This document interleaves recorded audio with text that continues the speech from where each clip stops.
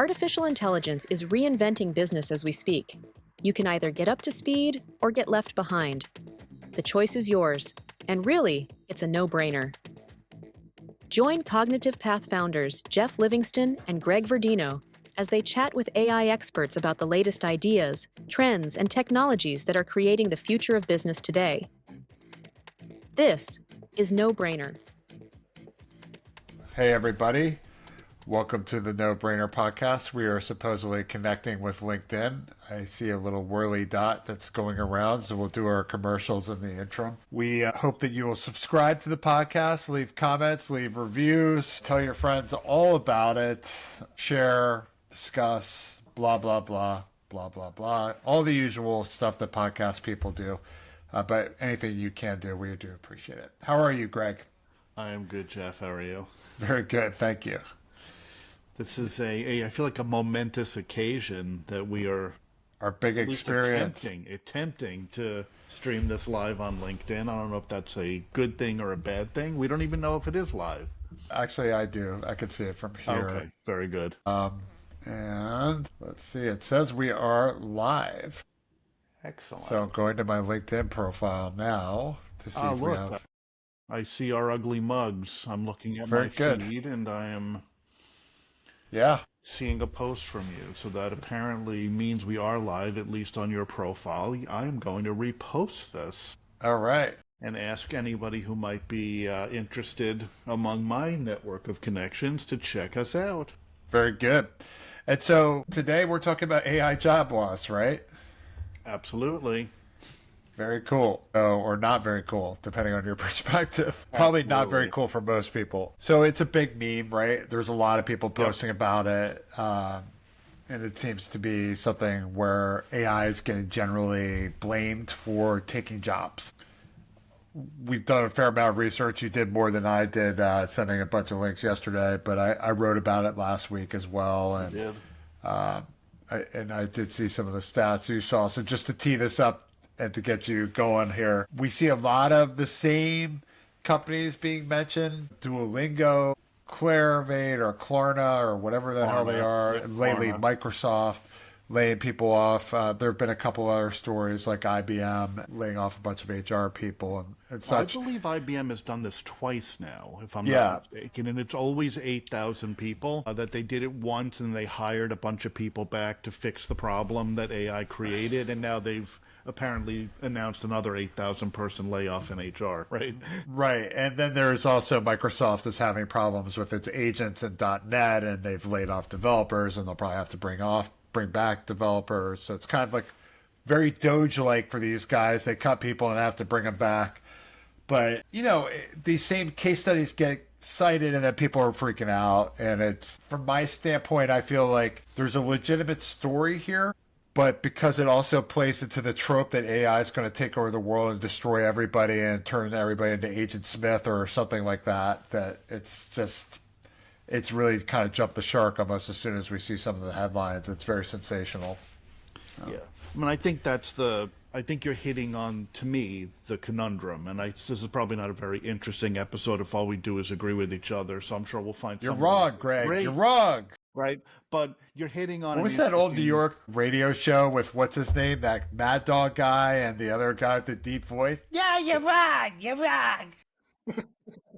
Okay. Sorry, guys. We're dating ourselves. Over. Someone's got to date us. All right. You be Mad Dog. I don't want to be Mad Dog. You're the guy with the voice. But, you know, you're hitting on, I think, the classic challenge with the entire AI hype cycle, right? Is that there's the worst name trend, isn't it? Right? Yeah. A technology with the potential for a tremendous amount of impact, both positive and negative, and then a whole bunch of hyperbole that is being sort of put out there by people with a vested interest and regurgitated uncritically by media who are looking, of course, to get clicks and coverage and all that kind of stuff, right? Not really thinking about what the truth behind the press release might be. And then there are the marketing influencers and everybody else who take it like 20 times worse and throw a snappy headline about, what do you think? Well, this is the end of it.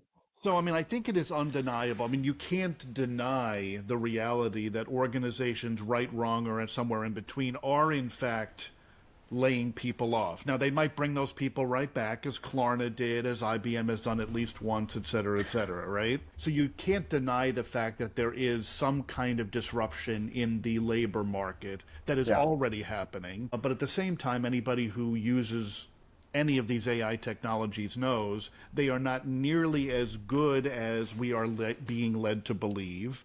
Right. They are not being used nearly as ubiquitously as the hype machine may tell us. I saw it, I believe, yesterday, and if I can find it again, we'll add a link into the show notes. But there was, I believe, a Gallup poll that was just released that found that something like 75% of respondents do not use AI at all at work, right? Yeah. We're being told 99% of all people are using AI, right? It's not true. Well, they're probably using it in some format that they were already using it, or some It's automatic right. script to a calendar or something like that, where the Yeah. IT department launched an automation. And the thing that's also very problematic with the AI conversation generally is that a lot of what's being deployed, I mean, and I'm not talking about the developer side of this because that's obviously generative, but a lot of what's being deployed is or are automations. Right, just simple automations. And Yeah. so as a result of that, what you're really seeing is people being automated out of their tasks. Like Yeah. the IBM example with the HR folks that are being automated out of processing paperwork and, benefits and things like that, which frankly, and I hate saying this, and I'm so sorry for my friends in the Society of Human Resource Management. I've worked with some great talent managers in my life, but I also have worked with some very administrative paper pushers in HR.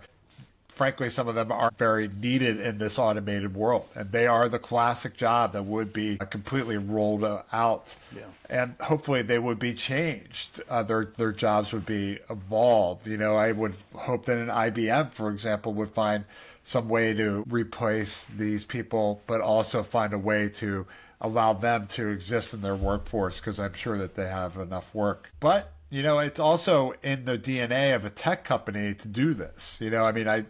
I think when we look at who's doing this, it's usually either a publicly traded company, a company that's got venture capital backers behind it, like the Andreessens of the world, or it's a tech company, right? Like if you're a PE backed firm, this is interesting to you as well because you're marginalized.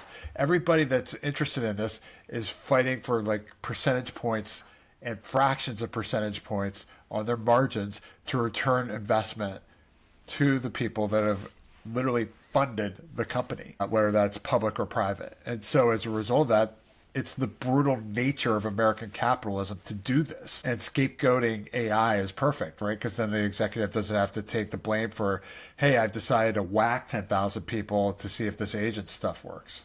Yeah, right. I think you're hitting on two things. I'm going to kind of address them in reverse order. If I can remember the second one by the time I get to it, maybe I'm not as old as I think I am and as old as I feel. I really hate watching us on LinkedIn on this Yeah, other I'm not screen. looking I'm at like, us at all. I'm just looking at you here. But now I you know, know why I get little water sprays all over my screen. you're hitting on so the first thing I want to address is what you hit on, sort of in that second part of what you said, which is, what is the motivation and what is the real driver behind a reduction in force that's happening right now. And I know, I'm sure many people who will be listening to this on demand, the one person who potentially might be watching this live knows that we are in this sort of perfect storm in a negative sense, right? We've got the rise of AI and everything it entails, including the hype cycle, right? That is telling leaders and the workforce that you need to get on board or get out of the way. Right. At the same time, we know that we're living through a point in time where there is a tremendous amount of economic uncertainty, financial uncertainty, obviously Government uncertainty. Right. In many ways, right? And every organization is under pressure to deliver better returns for their shareholders. at a time when margins are under pressure, when revenues are under pressure, et cetera, et cetera, et cetera. So that's number one, is we're in this perfect storm where there's this ready-made excuse for workforce reduction, and that is the exponential pace of technological change. That's one thing, right? So, to your point, we can't point to AI and say that is singularly the reason for these changes, although it will be blamed. And let's dive into that a little more. I mean, when you look at, I forget what the example was that we were talking about yesterday, but there was one company that was possibly been blamed for AI layoffs. Let me see if I can find this. I know we were going back and forth on this, but the long story short on it is that there's also a lot of pressure on companies right now. I think it was Walmart. Walmart is raising prices because of tariffs. Walmart is laying people off because of tariffs. They are seeing their market shrink because of tariffs. I mean, if you're going to get down to the brutal truth here, and in the United States in particular, and probably globally, the Trump administration and its policies from DOGE through tariffs have definitely cost exponentially more jobs this year than AI have by a long mile. But nobody's talking about that because nobody wants to have to deal with the retribution of it. Right. And I don't know that the two things are necessarily entirely disconnected. And I don't sure. mean, DOGE are saying AI is going to replace everything, but they're not. They don't have any systems. Yeah, and of course, when you're under the kind of pressure you've just described as a Walmart, for example, when you think about how do we make that money back, right? How do we make that money back? How do we preserve profitability? How do we ensure that our business is healthy and viable in the long term under this, sort of pressure of the tariffs and anything else? Of course, the easy and obvious answer becomes, how can technology help us make it so? So, I think that's the story in some ways, as opposed to what's being reported, is the way these things intermingle. And one of the pressures that leaders are under is, of course, the pressure to modernize. That's been true for decades, of course. But right now, every CEO, I feel like, in the world is being told, if you don't embrace this and reimagine your organization, you will be left behind in the age of AI. AI first. I mean, that's what they're all saying. Yeah, that deserves some confetti. Which actually leads me to the prior thing you said, which I think is the conversation not enough leaders, organizations, media, yappity yappers on LinkedIn like us are not having, right? A conversation we need to be having but are not having.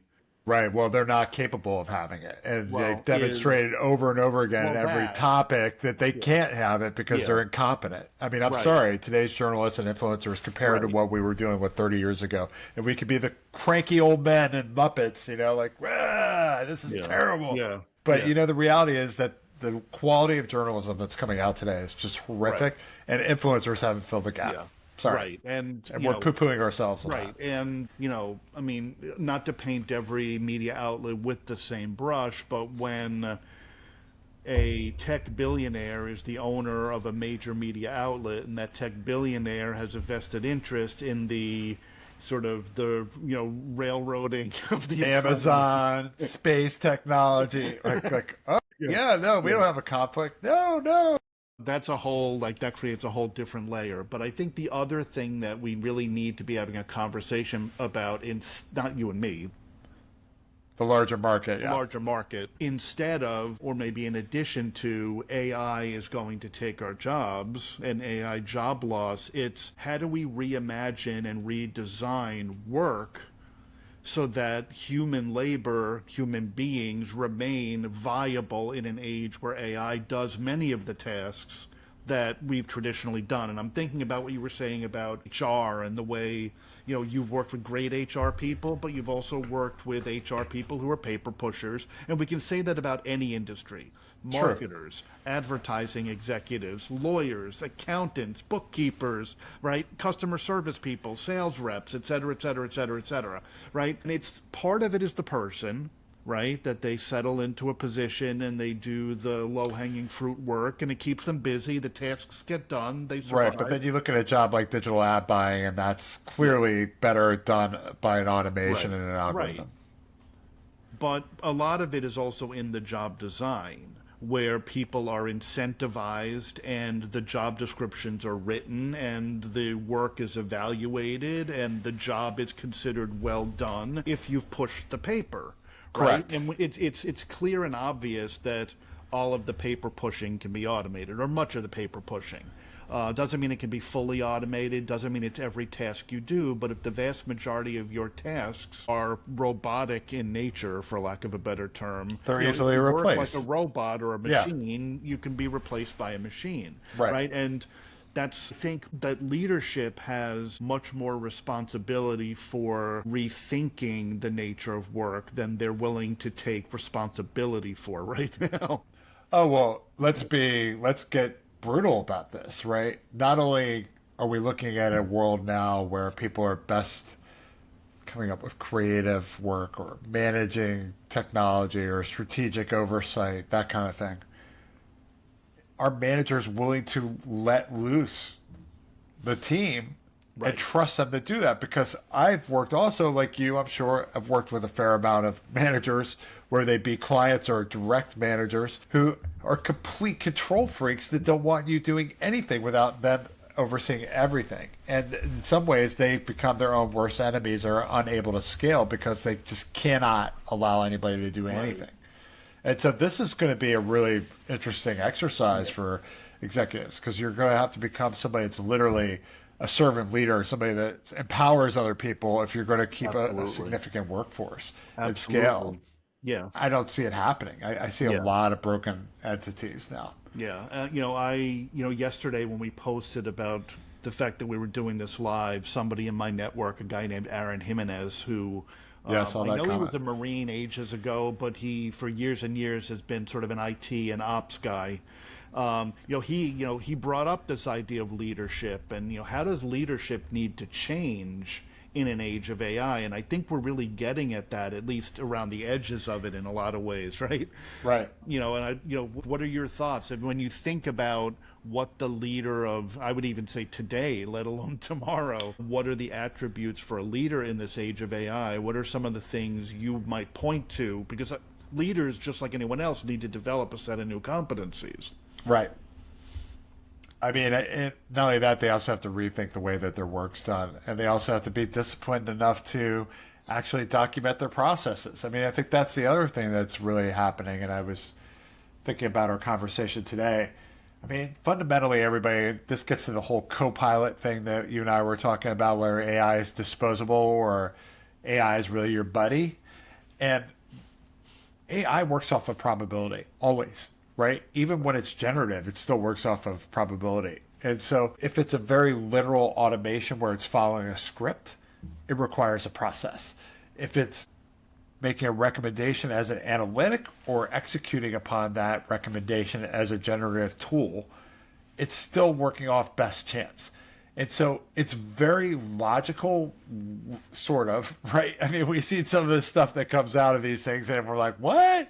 But like, at least to the AI, it's very logical the way it acts. There is no creative. Humans are generally, even though there are very logical people, hello, Spock people out there, Vulcan, green-blooded folks. But you know what I mean? There are people that are very logical and linear, and there are even cultures like supposedly German engineering, etc., that are very focused on this. But that being said, humans are emotional. They're creative. I would even say that the best developers, the best mathematicians are creative in the way that they approach and think things. As such, AI and humans are in direct conflict in the way that we work. One has to serve the other, and it really isn't going to work if basically people are not put in charge of AI or allowed to use AI as tools to execute their larger purpose. It's just not going to work. You're going to have a bunch of dumb bots. And I think that's fundamentally the problem that these companies are facing when they lay everybody off. They may have been justified laying part of the staff off, but laying everybody off and just simply replacing them with bots just completely removes the necessary human element to do business with humans.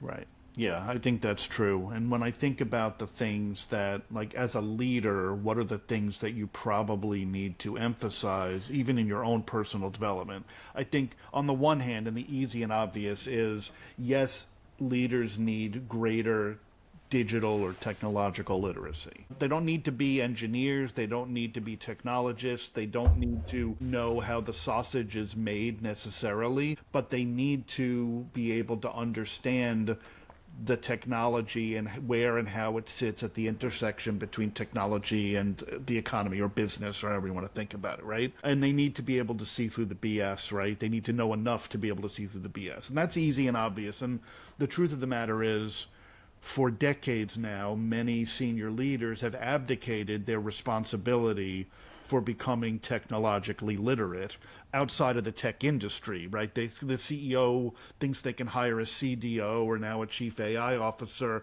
wash their hands of it, let somebody else make the decisions, right? And they can't do that. But I think the more important thing as it gets to the human elements of work is that, you talked about servant leadership, right? And, kind of related to that in a way, how leaders, I think, need to build greater competencies around adaptability, around empathy, around emotional intelligence. They need to be critical thinkers. They need to, many leaders are analytical in a lot of ways, but they need to, really, all of us really need to amp up our skills for sort of analytical thinking and, resilience and all of those things, right? And I think it's, to me, it's, leaders really need to be thinking about how do we reimagine our organization by re-injecting humanity into the organization, not stripping it out. And that doesn't mean we just avoid AI, right? It doesn't mean we say no to AI, we become an entirely human organization. That's probably not viable. I know that, I think it was Gartner at some point said there will be companies in the future that differentiate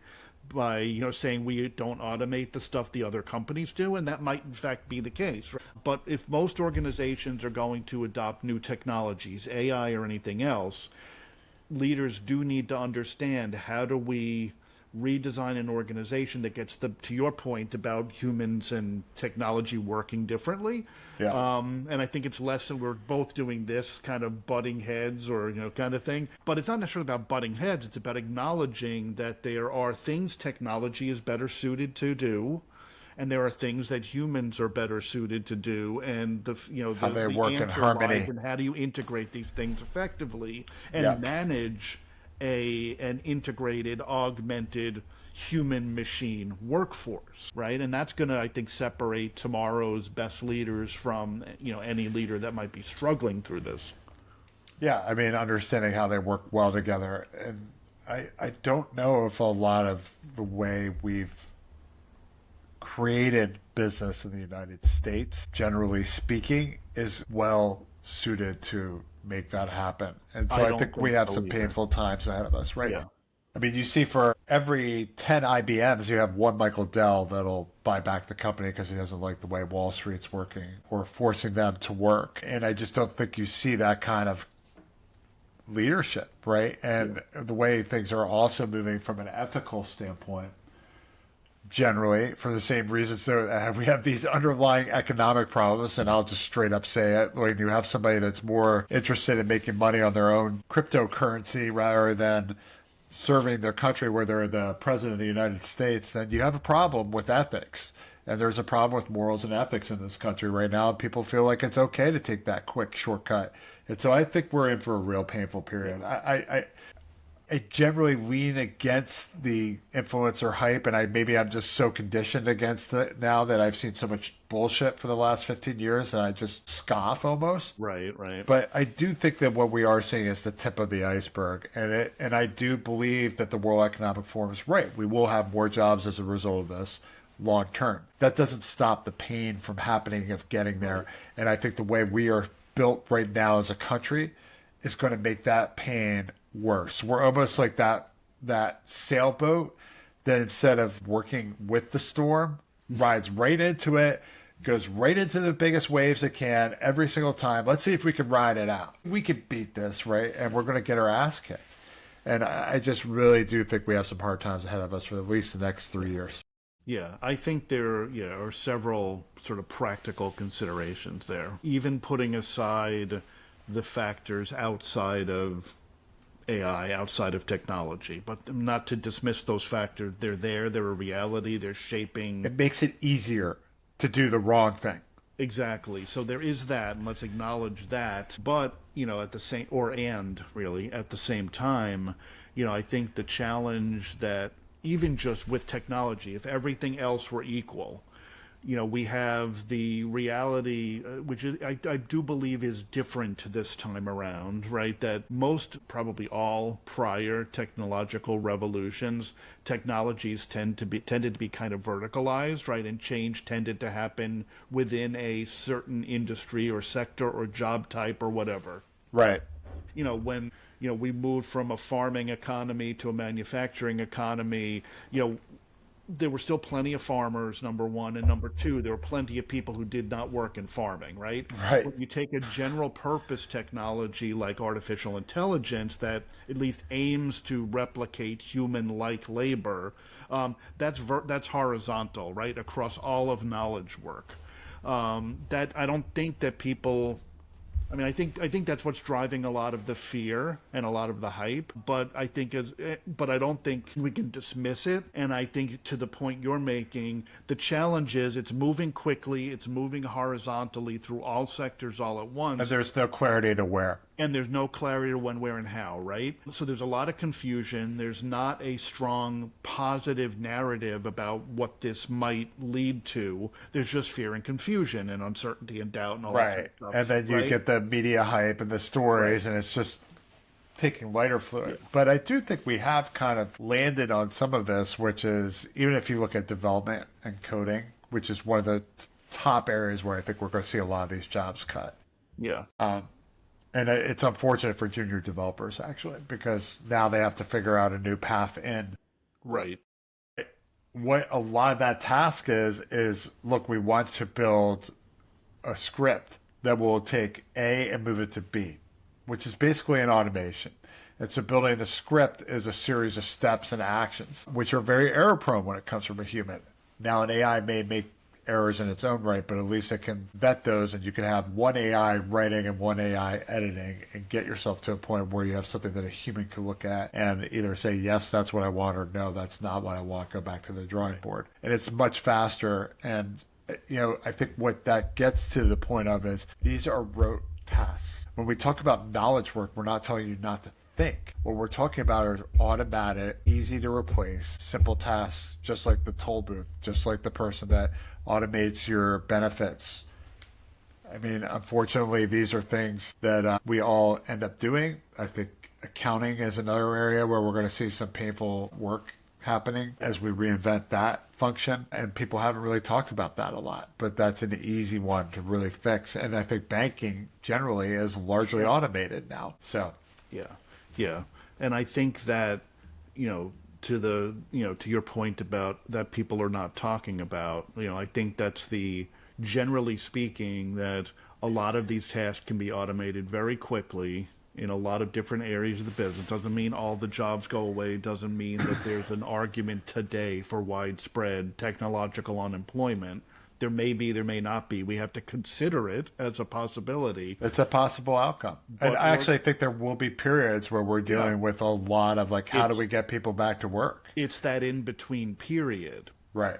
Where, over the next few years, as more organizations feel they need to strip down in the name of efficiency and productivity and profitability, and the nature of work is changing as a result of the integration of AI, good, bad, and otherwise, whether it's fully effective or not fully effective, there is that short-term challenge that without getting ahead of the upskilling and reskilling and incentivizing people to do that, but also incentivizing organizations to do that, because lunch and learns is not the answer. Organizations, for the most part, have never been incentivized to develop their people, right? No. And now I think organizations, in a way, will be tasked maybe in some ways with doing that, not just quickly, but at scale. Right. And it's not going to happen in practice. So, but there are some organizations where this can actually be massively beneficial. Absolutely. And I'm thinking more on the nonprofit side and trade associations. where Right. they're very short staffed, right? Yeah. And they don't have staff that can do enough of the work, right? They just Yeah. do not have enough people to do the work Right. and meet their Right. mission. And this really, I think, frees those types of organizations if they can, and this is the big F because you and I work with a fair amount of trade associations, if they can get out of their own way enough to build these technologies and free their people to do the member facing work or the beneficiary facing work Yeah. or the donor facing work Right. that's The higher necessary, value work. the higher value work that their mission is actually centered on, Yeah. Yeah. then they're not going to achieve the result of that. And I think it's almost like a catch-22 with that sector. Like they're the ones that we really want to see adopt this stuff, and they're the ones that are most struggling.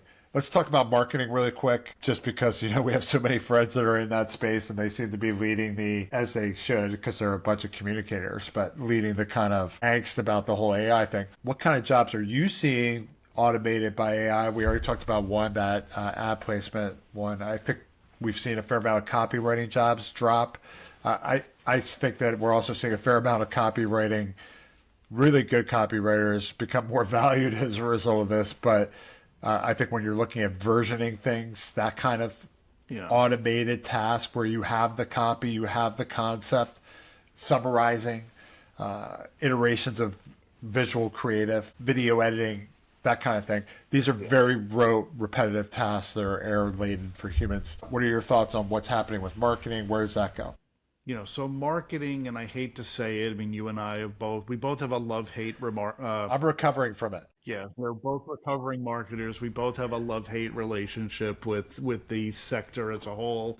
So I hate to say this, but we know this, and I'm sure many marketers that are listening in our audience will know this as well. But marketing has almost become like I'm trying to think of the right a way to say this.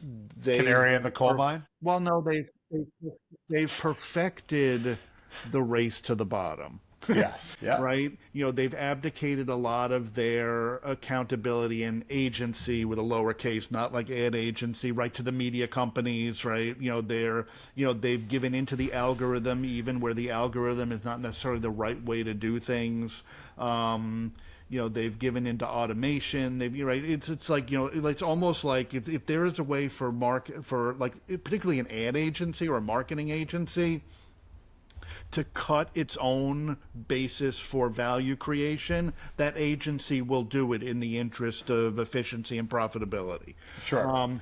So with that as a general comment, certainly the things that are that I'm seeing already or hearing about being automated, or where there might be some reductions in roles and responsibilities, clearly in the media space, like in the media planning and buying. That's been algorithmically driven for ages through programmatic, through search engine optimization, marketing, etc. I believe if there is one place that will require little to no human insight or oversight, it will be digital ad buying for the most part. It's being mostly bought programmatically today. It's running across, sort of effectively what would have in the olden days been called remnant inventory, but now apparently is the inventory. So I think that's a place I wouldn't want to be an entry-level media planner today. I think to your point, a lot of creative, sort of junior level creative work is, certainly being impacted. A lot of content creation, copywriting, search optimization, things like that are being impacted. Also, to your point, the truly great practitioners in those fields have an expertise and a skill set that today technology cannot wholly replicate, and they may become more valuable.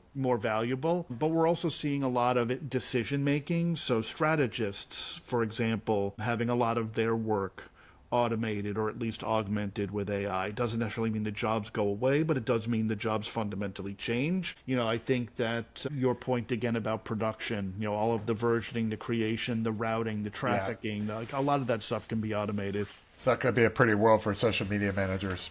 Yeah. But what I'm also hearing and seeing generally, and I know, we've done a lot of work with the ANA, the Association of National Advertisers, so, and they're hearing it and seeing it as well too, is that there is a lot of pressure on entry-level roles, meaning a lot of companies in marketing and in other sectors too are just quite out, or quite, point blank hiring fewer junior people because they can have fewer junior people plus technology get the same work done. Right. And When you talk about versioning, for example, it's classic for a senior writer to hand that off. Now go write versions. right. And that's true, and it's not just in marketing. This kind of thing is, true in virtually every industry, right? That the junior employee, in some ways rightly, in some ways not rightly, is given all of the crap work to do. They get the routine, the repeatable, the stuff the more senior people cut their teeth on but no longer want to do. It's like the junior lawyers or the paralegals who are doing all of the, reading the dense documents and looking for typos and inconsistencies and unacceptable clauses and stuff, the kind of thing that a machine now can do almost as well in many cases. Right. At least the first pass and then flag, right? Yeah. So it's all that routine stuff that has been the mainstay of the entry level position, to the extent that that results in organizations automating those tasks away to AI and hiring fewer junior people actually creates sort of a knock-on challenge, right? That it's, well, today, a graduating college senior has a much more difficult time getting an entry-level role in many cases, in many industries, but also, where do our future experts come from? Because I do think tomorrow, even with all of the AI in the world, for a foreseeable period of time, having deep, irreplaceable expertise in something that can be probably transferred right from role to role, job to job, industry to industry, so you don't get pigeonholed and stuck. Right, some sort of expertise, correct. But having a deep expertise in something is going to become more valuable. We may need fewer of those experts, but we're probably also going to have many fewer of those experts if we're not developing entry-level people to build those skills and gain that expertise over time. So I think there's, kind of a challenge there even that many leaders are not thinking about in terms of their accountability and responsibility for developing tomorrow's experts. Well, again, it gets back to the way that our economy is set up and the way that we are built to just hit profit margins. Yeah. Innovation is often a overhead number that people belittle. Yeah. And when I think it was Andreessen, it might have been another one of the sort of billionaire tech bros, made some kind of a statement about how we'll have like a draw or a salary or something like that. Well, that, but also how, like AI ultimately will fundamentally break the economy, right? Which is, of course, hyperbole and, scare tactic and self-serving, et cetera, but I think to the extent that, or in the regard that we're talking about, the kind of this junior entry-level kind of workforce challenge and the, potential future challenge in kind of creating experts and where those experts come from, and the fact that companies are not built for this, and that all of the stuff. I mean, in a way, this is fundamentally breaking the economy, but not necessarily in the way that the billionaire tech bros are wanting and hoping. The way it gets broken, though, is when you have enough people that aren't working that they're not buying, because we are a consumption economy. And so if people cannot consume, you have a huge problem. And so that's when they are forced to figure out the problem, so to speak. Now, the question, without getting all kind of conspiracy theory and kind of, opening up a can of worms or whatever, is the question is, to pick a random name, a name we don't often mention on this podcast, does a Sam Altman care? Right? Well, they'll tell you they care, but we know they don't. They'll tell you they care, but in practice, is it all about extracting as much value as quickly as possible? And at the end of the day, that's my point, though. They won't care until they have to care because it's hurting them financially. Yeah. Like Elon didn't care about Doge and the way he was being perceived by the American public until his numbers hit the toilet. And look at what's happened with him in Europe. I mean, they've lost 50% of their market because of his actions. Now all of a sudden he's like, I'm stepping away from government. I'll probably be out of there very soon. Yeah, that really hurt my pocketbook. I mean, these guys are very primitive. Yeah. I mean, I hate saying that. No, it's true. They're just very baseless, almost emotionally immature people. Yeah. I mean, I know in the case of Elon, there are some other neurodivergent Right. matters going on there, but that's not an excuse for the Machiavellian behavior. And these guys just are just cutthroat. The only way to hurt them is to hit them in the purse, and that's why the whole thing about abandoning Washington Post, canceling your subscriptions. I mean, the Washington Post makes pennies, fractions of pennies, compared to what Amazon and Blue Orbital or Digital, whatever the hell, Blue Orbit. I don't compete with Elon, but I try to. Space company makes. I mean, all jokes aside, he knows where his bread's buttered, and he doesn't really give a crap about the Post. It's a vanity buy for him. It's just like Jim Irsay owning Kurt Cobain's guitar. Sad. It's really sad. That's really the ultimate dynamic that's at play here. I mean, I saw that one article, I think you posted it actually, The Guardian, where this guy who's like not a very successful CEO randomly outed like a bunch of people for like saying that they're going to ruin the world and take over everybody and fire them all with AI, or one CEO saying that. And, the article was like, wow, but at the same time it was like, but who? Who are you talking about? Because you're not willing to name names, and right. Gee, it says opinion, and I'm really even surprised the Guardian published it, to be honest with you. But at the same time, I did feel like, yeah, but there's probably a fair grain of truth to that somewhere, where like these guys are like, well, yeah, let's just do that. Right. I think it won't hurt anybody. Who cares? Yeah. I think there is a certain mindset in the tech industry that we can and we should, right? Because we can. Let's see how it works, right?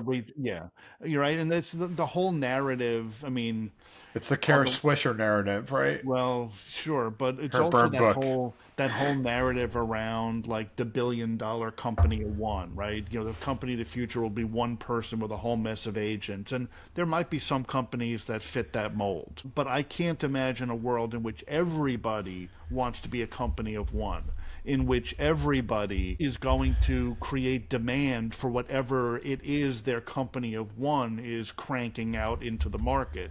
Could you imagine a world in which you're choosing from 200 billion different providers of a bunch of random crap that you don't need? No. It's like, how is that a utopian vision for the future of work? It doesn't mean it's not possible, right? And I think that's maybe another theme and a leadership capacity that a lot of us collectively need to develop, is the ability to think in scenarios and to position not just our organization but ourselves to succeed as best as possible in the greatest variety of scenarios, right? Scenario planning. It's also going to require critical thinking, which I don't think we have as a discipline. That's a challenge too. Yeah, right? So big on so many levels, especially when you consider media literacy. 100%. I mean, there's critical thinking is almost sneered at now in today's society. If you go get a liberal arts education, God forbid, right? You should go to vocational training so we can lay you off in 5 years. Right.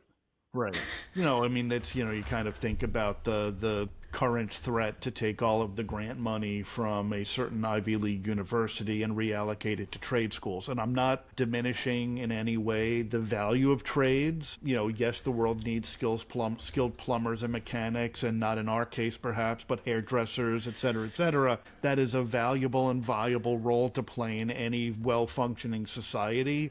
But it is not an apples for apples, right? To take money away from scientific research, for example, and give it to, a trade school, right? And there is value in trades. I don't want to diminish that, right? There is nothing wrong with working in a trade or doing work with your hands instead of your head. But we need to be thinking holistically about the system that we call society.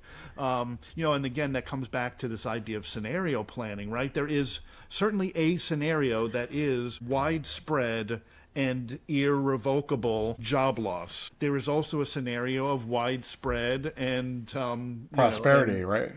Right? There's a scenario of widespread technological unemployment. There's a scenario of all boats get lifted with widespread creation of new roles that are more fulfilling, more engaging, more rewarding, and more financially valuable to more people in the population. There's a scenario that says AI accelerates and causes a lot of change more quickly than we expect. There's a scenario that says we enter into an AI winter. right? Whether it's because the technology stalls out or because organizations realize they're not getting the value out of it, right? There are all of these scenarios that we need to be thinking about, but also preparing ourselves for. And I think that's probably a big part of the future of employment or future of business conversation is how do you position yourself to do best in any of these scenarios, whatever best means for you. Right. Okay. Let's wrap and let other people comment and think about it. We're running long now.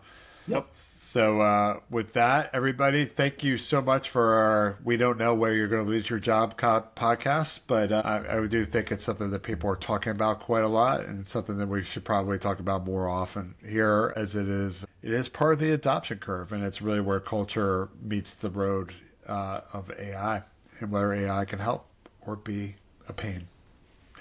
And by the way, if you are an executive, go to ethics class. Just kidding. I'm kidding. But after this podcast, maybe not. I don't know. I don't know. What are our usual exit commercials? Punch the like button, comment, share, subscribe, and write a review. We greatly appreciate your time. Thank you so much for joining us for No Brainer. Greg, any last words? I would just say if you were one of the many, I'm sure millions of people who are catching this for the first time or maybe the only time on a LinkedIn Live, but if you were not a regular listener to the podcast, we do have episodes every 2 weeks. Please be sure to check us out. We have lots of great 50 some odd conversations about artificial intelligence with people far smarter than us, and we'd love to have your support. There you go. NoBrainerPodcast.com. With that, we are out of here. All right.